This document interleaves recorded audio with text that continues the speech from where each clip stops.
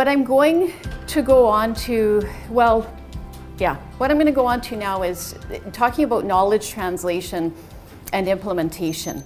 And so you guys have heard today, so a reminder, sliding scale insulin came into being in 1934.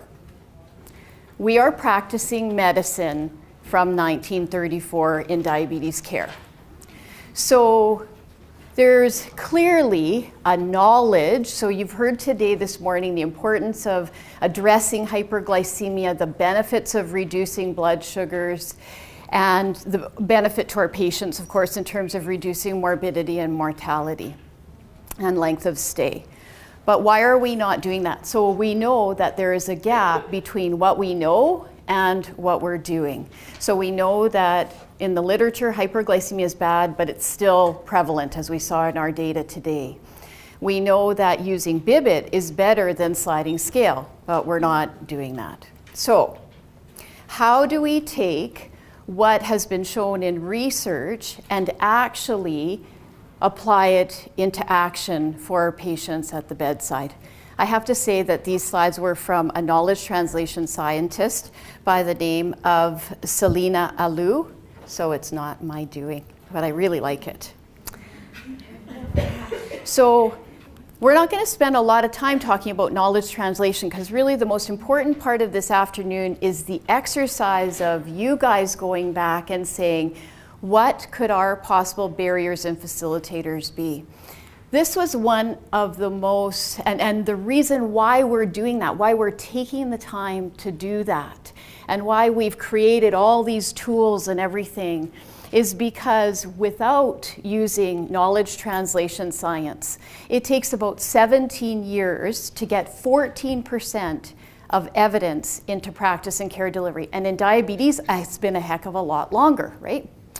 So, but if we do apply this knowledge translation science or strategy, that we can shorten that time to 3 years. And we actually, somewhat surprising, but quite happily and now optimistically, have seen really great outcomes so far in our early adopter sites. So our early adopter sites have been part of the how-to. We know that this is good practice, but how do we do that? How do we take what Carmen did at a pilot project level on an MTU and not just see uptake and then drift downward, but actually see uptake and sustainability of this positive change so that we have better patient outcomes? Because that's really all we care about, right? It is, will we do the best that we can for our patients? So with all of that, too many buttons, this is the whole knowledge translation piece. So Carmen alluded to kind of separating these out into the pre-implementation, implementation, and then post-implementation phases. And many, many, many steps in between, or not in between, included in each of these. So you guys are in the process right now of this part. So readiness for change. Clearly you're all here. You've got a whole team of champions sitting here ready to take on best practice for your patients. And so you're right in this readiness to change, outline that this is important to you.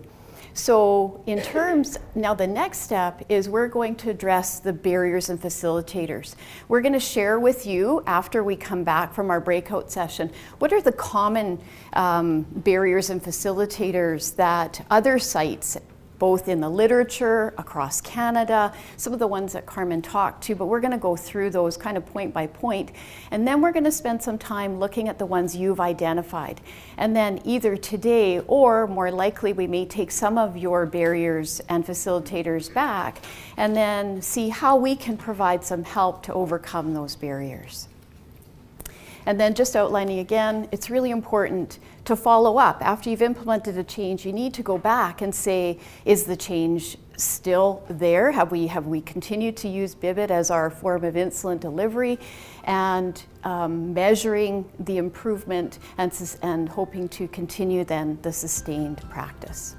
So on that note, we'd like to now get you guys to break out into groups.